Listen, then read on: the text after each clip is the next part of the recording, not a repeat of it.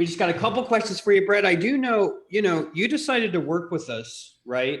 When you worked at Honeywell for 20 years as a director of engineering. And before they did that big layoff, well, first off, I remember when that layoff happened, you called me and you were like, man, I'm so excited that I've been with you guys, that I have a plan, and I'm not just, but I do know the one reason you wanted to leave, just because it's the same thing, not to talk bad about companies, but we have some people working at Boeing that's kind of like the leadership's just not right. And I know that kind of drove you. But before working with us, you weren't even like searching for a job on your own, right? You just knew you needed a change and you weren't sure what to do. Was that kind of accurate, or had you been searching already? There were 2 occasions a year or so prior where one of those where I had a recruiter ping me on LinkedIn and I said, yeah, sure, I'll talk to you. And it was for, I think, L3 over in Melbourne, Florida. And talked to them, and it just didn't go anywhere. It just kind of fizzled out. And then Celestica, another big company, pinged me, and I went on about 7 interviews, and then never heard back ever from them. And I wouldn't say I was too serious at the time. It was more or less just hey, I got a job, and what do you guys have, kind of thing. And then I think it was late last year, I just said, it's 20 years in. Told my wife, I'm done. It's time for me to start looking for something else. And then talking to a good buddy of mine, he actually knew, had met, and I works for you guys. Casey. Yeah. He knew Casey, met him many times, and said, hey, why don't you reach out to these guys? And so, that was like I want to say, was that in like March or something time frame, March or April? Something like that, yeah. And it was like, okay, let's do this. And then, then in July, because then COVID hit in March, and then in July, from March to July, just things got bad, like really bad. And not only from the business side, but just the lack of leadership, just crazy stuff. I couldn't even begin to describe the craziness that was happening. So it was like, okay, it's clear, it's done. And then the day that I got let go, I was like, yes. Yeah.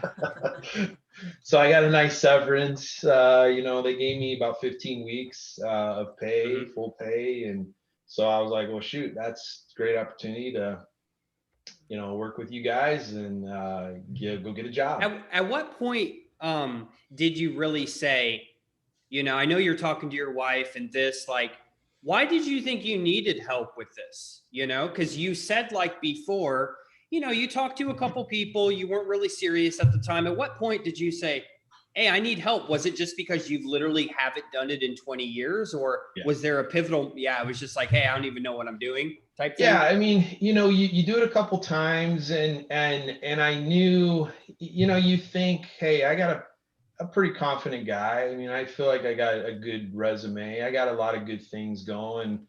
What the heck was it? Like, did I, talk to these 2 companies that are legit, because obviously something went wrong. Otherwise they would have hired you, right? Why would they not? Yeah. So I'm thinking, you have 20 years at Honeywell. So it's more than just my background and my resume. I'm missing something. So I knew I needed it. So I started talking to a friend of mine who's a recruiter in a different industry. And he said, hey, why don't you talk to these guys, talk and I'm glad I did, obviously, the end result. Well, now you got a bigger title, a senior director, more money, more bonus. You like your team. It is remote. You've met the manager. Like, this is like, just like, yeah, there's absolutely nothing. There's literally nothing bad to say about it. Nothing bad. Even the benefits package down to the medical is better. Wow. I mean, just I couldn't. Yeah, there's really nothing to complain about at all. So Bret, what did you find the most valuable working together with Tim and I? Some people say it's the group calls, some people say it's the interview prep, the mindset, things like that. For you, what was the resume, the LinkedIn? Yeah. Resume, LinkedIn was a big part of it. I think, just the having an advocate, somebody that is in my corner. I view you guys, you're on Brett's team, right? You're on my team. I could rely on you. If I needed something, I knew I could always pick the phone up, email. I mean, you guys both at various times, I had questions, you'd answer them. That helps because that gives you, it gives you a little bit of confidence, right? And that's what this whole thing is about, is the mindset and the confidence. And no one thinks it is. I just need a good resume and I'll be perfect, Yeah. But no, you had to show up, you had to go on interviews. We had to prep you. And if you're wondering, how it happened for Bret, we optimized your profile. Someone found you online, but that ain't good enough. It's not just enough to have that resume, because I still remember how much time we interview prepped, and we were talking that I'll never forget that, talking about results. You were talking about how you made changes at Honeywell and how you did a couple things. And then I said, well, what happened because of that? And you're like, oh yeah, no big deal. I just saved $10 million a year. I'm like, you might want to tell people that. That's pretty impactful, Hey, what advice would you have someone, Bret, whether they've had more than one job in 20 years, say they are struggling, they don't know what to do. What advice would you have for someone thinking about working with us? Well, I would say it's the complete package. You guys do a great job of getting the mind right. And it's whether you've decided to go on your own looking for a job, or you were laid off or whatever, being laid off, it's a hit to the ego, no matter who you are. Yep. And you guys really speed up, in my opinion, that process, just saying, hey, it's okay, man, it's not you. Hey, this is the plan, let's go execute it. And I like the fact that you really drive home that, hey, every day, every week, every month, you got a plan, let's go execute it. Some days you may not hit the way you want, that's okay. Then the next day, let's hit it hard again. I mean, that's for me what I did. I mean, I had a plan every day. I'd go do it. Some days I didn't hit it, and I'd kick myself, like, what the hell was I doing? I gotta get back on this. And then just not getting caught up in the drama, the day-to-day drama, because some days, well, if you're let go from a job, right?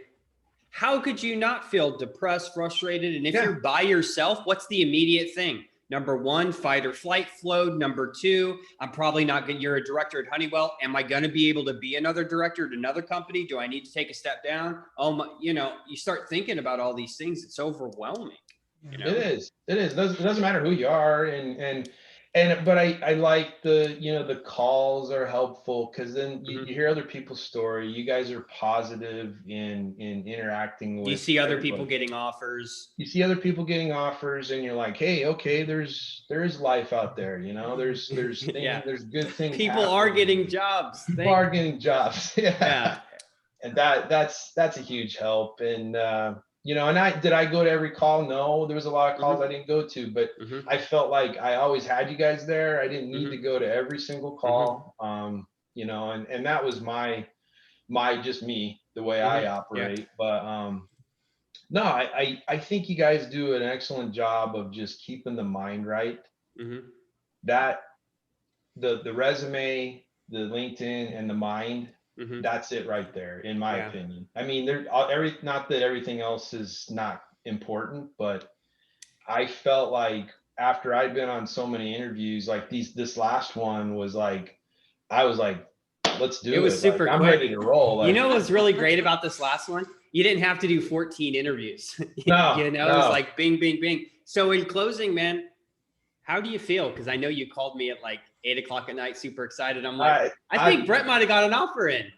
It's you always hope it happens, that you hope that day comes, and then and it still feels like I gotta pinch myself, because I'm like, man, it's crazy. I feel great. I mean, and I'm like, man, I gotta wait till December 7th now to start. I'm ready to go. I wanna jump in there. And so awesome. No, it's a great feeling. And you know, and I haven't talked much about it, but just the culture, you know, that when I talked to Casey, it was Casey I talked to the first time so culture for me was like number one.